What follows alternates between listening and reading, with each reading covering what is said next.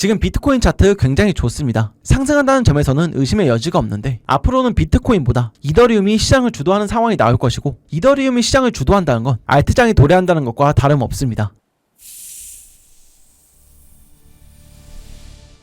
안녕하세요. 차트의 비밀입니다. 지금 비트코인은 6월 5일에 바닥을 찍고 이후에 13%가 넘는 반등이 나왔는데요. 곧바로 상승이 한 번 더 이어지지는 않고 있지만 현재 자리에서 갑자기 쏟아지지 않는 이상 남은 6월 무난하게 상승을 이어가면서 올해 하반기부터 본격적인 불장이 시작될 거라고 보고 있는데요. 그래서 오늘은 제가 이렇게 생각하는 이유와 함께 이더리움 그리고 알트코인들은 어떤 상황인지까지 알아보려고 합니다. 코인 불장이라고 하면 당연히 비트코인도 포함되지만 알트코인에 관심이 더 갈 수밖에 없겠죠. 그래서 이더와 알트 상황까지 말씀드릴 건데요. 여러분들도 아시다시피 코인 불장은 매번 있는 이벤트가 아니라 몇 년에 한 번, 그것도 몇 달 정도의 짧은 기간 동안만 이어지는 이벤트입니다. 절대 놓치면 안 된다는 뜻이죠. 오늘 영상도 길지 않으니까 꼭 끝까지 집중해서 다가오는 불장을 만끽하시길 바라겠습니다. 그럼 본격적으로 영상 시작하겠습니다. 오늘은 비트코인, 이더리움, 그리고 알트코인 이 순서대로 볼 건데요. 먼저 비트코인 관점부터 알아보겠습니다. 결론부터 말씀드리면 6월에는 큰 하락 없이 무난하게 움직이다가 7, 8월부터 본격적인 상승 랠리가 시작된다고 보고 있습니다.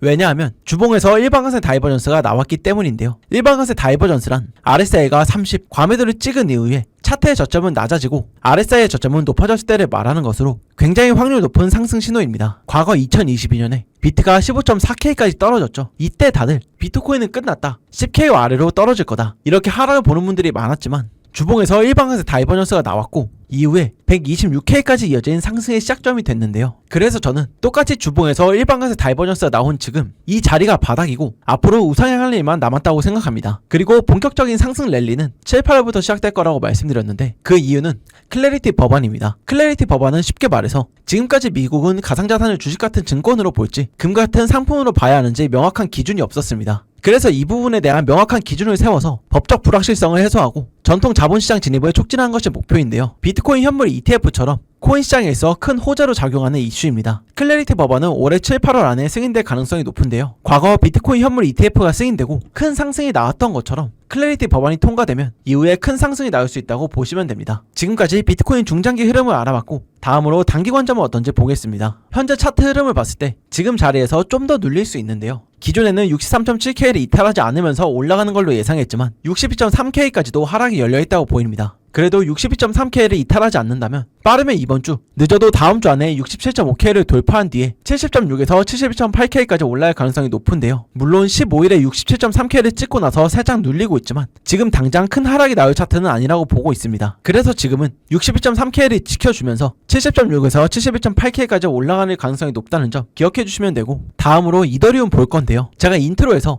앞으로는 이더리움이 시장을 주도할 것이라고 말씀드렸습니다. 그 이유를 알아보면 이 차트 때문인데요. 이 차트는 이더리움을 비트코인으로 나눈 차트입니다. 쉽게 말해서 이 차트가 올라가면 이더리움이 강세고 떨어지면 이더리움이 약세라는 건데요. 차트를 보면 작년 4월부터 이 지점까지 20%가 넘게 빠졌습니다. 이때 이더리움이 약세였다는 뜻인데 실제로 이 차트가 꺾였던 4월 14일부터 비트코인과 이더리움이 각각 얼마나 떨어졌는지 보면 비트는 20% 하락했고 이더리움은 35% 하락했습니다. 그만큼 이 차트가 이더리움의 힘을 판단할 때 신뢰도가 높다는 건데요. 그렇다면 제가 왜 이더리움을 강세로 보고 있냐? 바로 일봉에서 일반강세 다이버전스가 떴기 때문입니다. 일반강세 다이버전스는 신뢰도가 높은 상승 신호라고 말씀드렸죠. 실제로 이 차트에서도 2025년 4월에 강세 다이버전스가 출현했는데 이후 130% 상승했습니다. 지금 일봉을 보면 5월 23일에 일반강세 다이버전스가 완성되면서 상승이 나왔는데요. 다시 하락하면서 저점을 갱신했지만 다이버전스가 유지되고 있습니다. 상승 가능성이 높다고 보시면 되는 건데요. 이 차트가 올라가면 이더리움이 강세라고 말씀드렸습니다. 실제로 6월 6일부터 이 차트가 상승했는데 이때를 기준으로 비트코인과 이더리움의 상승률을 보면 비트는 현재 7% 반등 중이고 이더리움은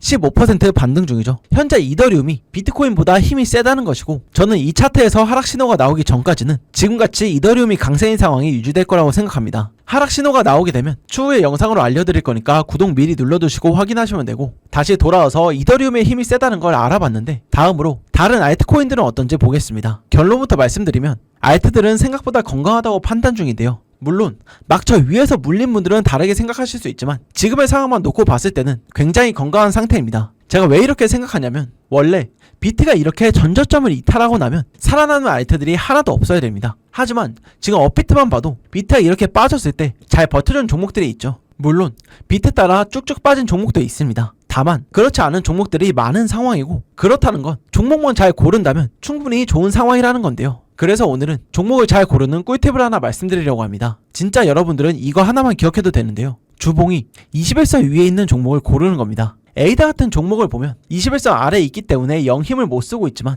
지토처럼 주봉이 21선 위에 서 있는 종목들을 보면 그렇지 못한 종목들에 비해 가격 방어를 잘해주는 건 물론이고 추가 상승까지 나와주고 있죠. 그래서 주봉이 21선 위에 있는 종목들을 골라야 한다고 말씀드리는 거고, 지금 개인적으로 좋게 보고 있는 종목은 아카시 네트워크와 제로베이스입니다. 이런 종목들은 주봉이 21선 위에 올라갔다가 충분한 눌림이 나온 종목들로 이후에 다른 종목들보다 더 큰 상승이 나올 수 있다고 보이니 참고해주시면 되고, 마지막으로 오늘 내용을 정리하고 마무리하겠습니다. 첫 번째, 주봉에서 일방세 다이버전스가 나와있기 때문에 하락보다는 상승의 무게가 더 실리고 있다. 두 번째, 7, 8월에 클래리티 법안이 통과되면서 본격적인 상승 랠리가 펼쳐질 것으로 보인다. 세 번째, 단기적으로 비트는 62.3K를 이탈하지 않으면서 67.5K를 돌파할 가능성이 높다. 네 번째, 앞으로는 이더리움이 시장을 이끌어갈 것이고 그로 인한 알트장이 나올 수 있다. 마지막 다섯 번째, 알트는 주봉이 21선 위에 있는 것들 위주로 매매를 해야 한다. 이렇게인데요. 오늘은 비트코인과 더불어 이더리움 그리고 알트들의 전체적인 상황까지 알아봤습니다. 여러분들이 지금 시장에서 놓치면 안 되는 것들만 말씀드렸으니까 절대 잊지 마시고 꼭 기억해 주시면 됩니다. 영상이 도움되셨다면 구독과 좋아요 부탁드리고 저는 다음에도 완벽한 관점으로 돌아오겠습니다. 감사합니다.